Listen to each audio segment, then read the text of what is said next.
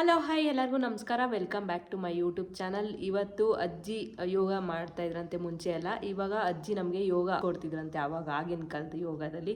ಇವತ್ತು ನಮಗೆ ಯೋಗನ ಯಾವ ಥರ ಮಾಡಬೇಕು, ಯೋಗದಿಂದ ಏನೇನೆಲ್ಲ ಯೂಸ್ಫುಲ್ ಇದೆ ಅಂತ ಅಜ್ಜಿ ಇವತ್ತು ತೋರಿಸ್ಕೊಡ್ತಾರೆ. ಯಾವ ಥರ ಮಾಡೋದು ಅಂತ ನಾವು ಕಲಿಯೋಣ. ಹಲೋ, ಎಲ್ಲರಿಗೂ ನಮಸ್ಕಾರ. ಯೋಗ ಅಂದರೆ ಕೂಡುವುದು, ಅಂದರೆ ಸಹಜವಾಗಿ ನಾವು ಏನು ಕುಂತಲ್ಲೇ ಮಾಡ್ತೀವಲ್ಲ ಅದಕ್ಕೆ ಯೋಗ ಅಂತಾರೆ.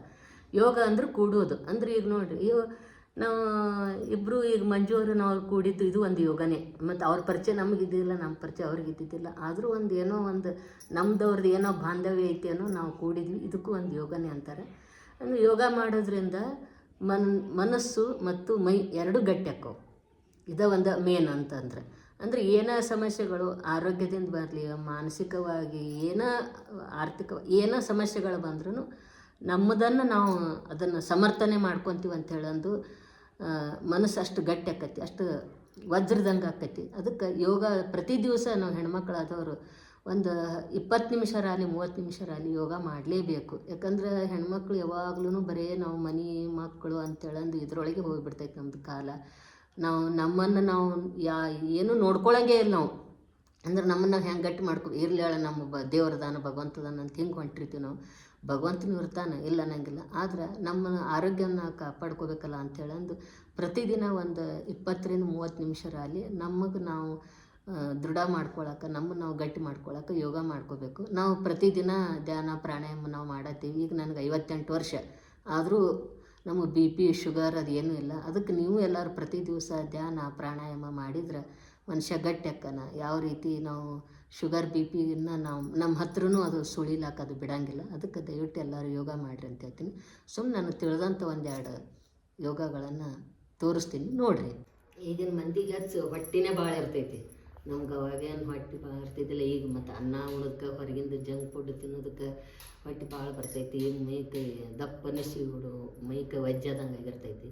ಅದಕ್ಕೆ ಅಂಥವ್ರು ಏನು ಮಾಡ್ಬೇಕಂದ್ರೆ ಯೋಗಾಸನ ವಜ್ರಾಸನದೊಳಗೆ ಕೂತ್ಕೊಂಡು ಈ ಥರ ಭಂಗಿ, ಅಂದರೆ ಈ ಥರನೂ ಆಗಬಾರ್ದು, ಈ ಥರನೂ ಆಗಿರಬಾರ್ದು. ಎರಡು ಮಂಡಿ ಊರಿ ಇಲ್ಲಿ 4 ಬಟ್ ಅಷ್ಟು ಅಂತರ ಇರಬೇಕು. ನಮ್ಮ 2 ಪಾದದ ನಡುವರ್ಕ ಅಂತರ ಇರಬೇಕು. ಇತ್ತು ಈ ಥರ ನಾವು 2 ಕೈ ಹಿಂದಕ್ಕೆ ಹೋಗಬೇಕು. 2 ಕೈ ಹಿಂದಕ್ಕೆ ಹೋಗಿ ಇದು ನಿಧಾನವಾಗಿ ತಳಗ ಮಾಡಬೇಕು.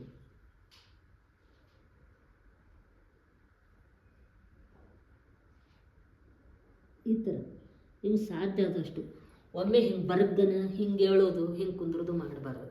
ಯಾಕಂದ್ರೆ ಯಾವಾಗೂ ಮಾಡಿರೋದಿಲ್ಲಲ್ಲ, ಒಮ್ಮೆ ಮಾಡೋಕೆ ಹೋದಾಗ ಏನಾಗುತ್ತದು ನಮ್ಗೆ ಮೈ ಕೈ ತಲೆನೂ ಜ್ವರ ಬರೋ ಸಾಧ್ಯತೆನೂ ಇರ್ತೈತಿ. ನಿಧಾನವಾಗಿ ಉಸಿರಾಟ ತೊಗೊಂಡು ತಲೆ ತಳಗೆ ಮಾಡಿ ಮತ್ತು ಹಗರ್ಕ ಮೇಲೆ ತೊಗೊಂಡು ಈ ಥರ ಮಾಡಿದ್ರೆ ಇಲ್ಲಿ ಹೊಟ್ಟೆ ಒಳಗಿರುವಂಥ ಬೊಜ್ಜು ಕಡಿಮೆ ಹಾಕ್ಕೊಂತ ಬರ್ತೈತಿ. ಮತ್ತು ಇಲ್ಲ ನಮ್ಗೆ ಹೊಟ್ಟೆ ಐತಿ ಬಗ್ಗಕ್ಕಾಗ, ನಿಮ್ಗೆ ಇಷ್ಟೂ ಬಗ್ಬೋದು, ಇಷ್ಟು ಬಗ್ಬೋದು. ದಿನ ಕ್ರಮೇಣ ನೀವು ಮಾಡ್ಕೋತ ಹೋದಂಗೆ ಹೊಟ್ಟೆ ಒಳಗಿರುವಂಥ ಗ್ಯಾಸ್ ಹೊರಗೆ ಹೋಗಿಬಿಡ್ತೈತಿ. ಡೇಗ್ ಮುಖಾಂತರ ಹೊರಗೆ ಹೋದಾಗ ನಿಮ್ಗೆ ಏನಾಕೈತಿ, ಇದು ಈ ಥರ ಬಗ್ಲಕ್ಕೆ ನಿಮ್ಗೆ ಅನುಕೂಲ ಆಕೈತಿ. ಈ ಥರ ಅಂಗೈ ಮೇಲ್ಮುಖವಾಗಿರ್ಬೇಕು ಹಿಂದೆ. ಈ ಥರ ಮಾಡೋದ್ರಿಂದ ಇಲ್ಲೇನು ನಮ್ಮದು ಬೆನ್ನು ಮೂಳೆ ಇರ್ತೈತಲ್ಲ, ಇದನ್ನು ಗಟ್ಟಿ ಆಕೈತಿ. ಈ ನಡ ನೋವು ಬರೋಂಗಿಲ್ಲ ಮತ್ತು ಬೆನ್ನು ನೋವು ಬರೋಂಗಿಲ್ಲ. ಈಗ ನೀವು ಎಲ್ಲ ಈ ಸಿಟಿ ಲೆವೆಲ್ ಭಾಳ ಗಾಡಿ ಮೇಲೆ ಅಡ್ಡಾಡ್ತಿರ್ತೀರಿ, ನಿಮಗೆ ಅದೇನೋ ಬೆನ್ನು ಮೂಳಿದು ಸರದೈತ್ರಿ, ಹಂಗಾಗೈತಿ ಹಿಂಗಾಕೈತಿ ಅಂತಿರ್ತಾರೆ. ಅದೇನಾಗೋದಿಲ್ಲ. ದಿನನಿತ್ಯ ಒಂದು 5 ನಿಮಿಷ ಆದ್ರೂ ನೀವು ಪ್ರಾಣಾಯಾಮ ಮಾಡಿದರೆ ನಿಮ್ಗೆ ಅನುಕೂಲ ಆಕೈತಿ. ಈ ಆಸನದೊಳಗಿದ್ದಾಗ ಈ ಥರ ಮುಂದೆ ಬಂದು ಈ ಥರ ಸೈಡ್ ಎಡಕ್ಕೆ ಕೈ ಹಿಂಗೆ ಮಾಡಿ ಈ ಥರ ನೀವು ಸುಖಾಸನದೊಳಗೆ ಕುಂದಿರ್ಬೋದು. ಎದ್ದು ನಿಂತು 2 ಕಾಲುಗಳನ್ನು ಇಷ್ಟು ದೂರ ನಿಮ್ಗೆ ಇಷ್ಟಾದಷ್ಟು ನಿಮ್ಗೆ ಸಾಧ್ಯ ಆದಷ್ಟು ಒಮ್ಮೆ ಅಗಲಿ ಮಾಡ್ಬೇಕಂತನೂ ಇಲ್ಲ. ಸಾಧ್ಯ ಆದಷ್ಟು ಮಾಡಿ ಇದೇನೈತಲ್ಲ ಈ ಕಾಲು ಈ ಕಡೆ, ಇದು ಈ ಥರ ನಿಧಾನವಾಗಿ ಜೋರನ್ನು ಈ ಥರ ಮಾಡಬೇಕು. ಇದು ಮಾಡುವ ಹೊತ್ನ್ಯಾಗ ಇದು ನೋಡಿ, ಇದು ಕಾಲ ಇಲ್ಲಿ ಸ್ನಾಯು ಎಳ್ತಾಕಿರ್ತೈತಿ. ಇದು ನರ ಒಳಗೆ ಜಗ್ಗತಿರ್ತಾವೆ. ಇಲ್ಲಿ ಏನಿರ್ತೈತಿನ ಇದು ಕಡಿಮೆ ಹಾಕ್ಕೊಂತ ಬರ್ತೈತಿ. ಇದು ಪ್ಯಾಟ್ನೆಸ್ ಇಲ್ಲಿ ಕಡಿಮೆ ಹಾಕ್ಕೊಂತ ಬರ್ತೈತಿ. ಯಾಕಂದ್ರೆ ಈಗ ನಾವು ಹೆಚ್ಚು ಬರ್ಷನ್ ಕಟ್ಟಿ ಮುಂದೆ ಎದ್ದು ನಿಂತಾನೆ ಅಡುಗೆ ಮಾಡ್ತಿರ್ತೀವಲ್ಲ, ಅದೆಲ್ಲ ಇಲ್ಲಿ ನಮ್ಗೆ ವಜ್ಜ ಅನಿಸ್ಬಿಟ್ಟಿರ್ತೈತಿ. ನಾವು ಈ ಥರ ಮಾಡಿದರೆ ಇದು ಸೆಳತಿ ಇಲ್ಲಿ ತೊಗೊಂಡು ಬಂದು ನಮ್ಗೆ ನಿಧಾನವಾಗಿ ಆರಾಮ ಮಾಡ್ಕೊತ ಬರ್ತೈತಿ.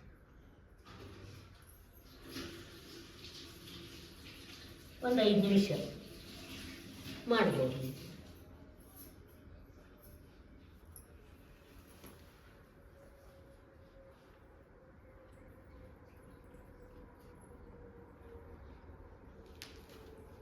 ನೋಡಿ ಇಷ್ಟು ಮಾಡಿದ್ರೆ ಹಿಂಗೆ ಚಟಕ್ಕೆ ಅಂದ್ಬಿಟ್ಟು ಅಂದರೆ ನರಗಳು ಸಡ್ಲಾಕಂತ ಬರ್ತದೆ. ಬೀಸಕ್ಕಲ್ಲಿ ಮುಂದೆ ಕುತ್ಕೊಂಡು ಬೀಸ್ತಿದ್ವಿ, ಯಾವುದೋ ಜಡ್ ಕೈ ಮೈ ಅನ್ನೋ ಹಾಕಿದ್ವಿ. ಈಗಿದ್ರೆ ಇದನ್ನು ಹಿಂಗೆ ಸರ್ಕಸ್ ಮಾಡೋದು ಇದು ಈ ಥರ.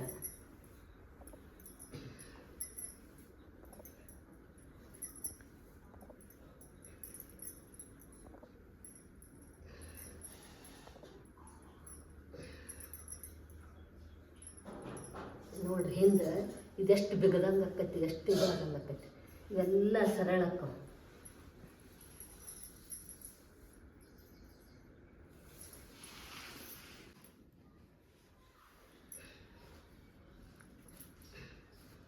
ಈ ಮೊಳಕಾಲು ಈ ಮೊಳಕಾಲು ಎರಡು ಕೂಡಿರಬೇಕು.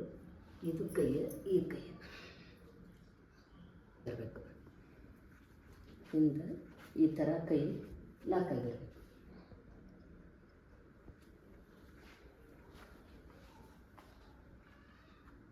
ಇದನ್ನು ಯಾರಾದರೂ ಮಾಡ್ಬೋದು, ಗರ್ಭಿಣಿ ಸ್ತ್ರೀಯರು ಮಾಡ್ಬೋದು, ಎಲ್ಲರೂ ಮಾಡ್ಬೋದು.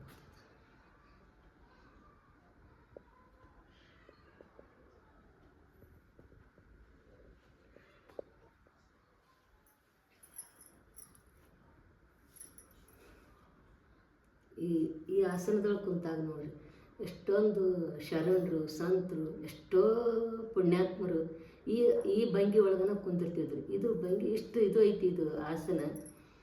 ಇದ್ರೊಳಗೆ ಕುಂತಾಗ ಏನೋ ಒಂದು ಆಧ್ಯಾತ್ಮಿಕ ಭಾವನೆ ಭಾವಾವೇಶದೊಳಗೆ ಹೋದಂಗೆ ಆಕತಿ. ಸಿದ್ಧಾರೂಢರಾತು, ನಿಜಗುಣ ಸ್ವಾಮಿಗಳಾತು, ಎಲ್ಲರೂ ಎಂಥ ದೊಡ್ಡ ದೊಡ್ಡ ಸ್ವಾಮಿಗಳು ಎಲ್ಲರೂ ಇದೇ ಭಂಗಿ ಒಳಗೆ ಕುಂದಿರ್ತಿದ್ರು. ಅಂದರೆ ಈ ಭಂಗಿಗೆ ಅಷ್ಟೊಂದು ಶಕ್ತಿ ಐತೆ ಅಂತ ಏನೋ ಒಂದು ಭಾವನೆಗಳ ಮುಖಾಂತರ ಎಲ್ಲೋ ನಾವು ವಿವರಿಸ್ದಂಗೆ ಆಕತಿ. ಅಂಥ ಒಂದು ಆನಂದವನ್ನು ಪಡಿತೀವಿ ನಾವು. ಅದಕ್ಕೆ ದಯವಿಟ್ಟು ಎಲ್ಲರೂ, ಎಲ್ಲ ಹೆಣ್ಮಕ್ಳು ಆಯ್ತು ಗಂಡ್ಮಕ್ಳಾಗಲಿ ಯಾರೇ ಆಗಲಿ, ದಿನನಿತ್ಯ ನಾವು ಒಂದು 20 ನಿಮಿಷ ಆದ್ರೂ ಈ ಯೋಗಾಸನ ಮಾಡಬೇಕು. ನಮ್ಮ ಆರೋಗ್ಯ ಸಂಪತ್ತನ್ನು ನಾವು ಕಾಪಾಡ್ಕೋಬೇಕು. ಅದು ದೊಡ್ಡವ್ರು ಹೇಳ್ತಿರ್ತಾರೆ, ಏನು ಸಂಪತ್ತಿರಲಿಲ್ಲ ಅಂದರೂ ಆರೋಗ್ಯ ಸಂಪತ್ತು ಇರ್ಬೇಕಂತ. ದೇವ್ರ ರೊಕ್ಕ ಎಲ್ಲಿ ಹೆಚ್ಚು ಕೊಡ್ತಾನೆ ಅಲ್ಲಿ ಆರೋಗ್ಯ ಕೆಡಿಸ್ತಾನೆ. ಅದಕ್ಕೆ ಮೊದಲು ಏನೈತಿ, ನಾವು ಆರೋಗ್ಯ ಸಂಪತ್ತು ಕಾಪಾಡಿಕೊಂಡು ಉಳ್ಕಿದ್ದ ಸಂಪತ್ತನ್ನು ನಾವು ತನ್ನಿಂದ ತಾನೇ ಗಳಿಸ್ಬೋದು ಅಂಥೇಳಿ. ಅದಕ್ಕೆ ದಯವಿಟ್ಟು ಎಲ್ಲರೂ ದಿನನಿತ್ಯ ಒಂದು 20 ನಿಮಿಷ ಆದ್ರೂ ಇದನ್ನು ಪ್ರಾಣಾಯಾಮ ಮಾಡಿರಿ ಅಂಥೇಳಿ ತಮ್ಮಲ್ಲಿ ಕೇಳ್ಕೊತೀನಿ.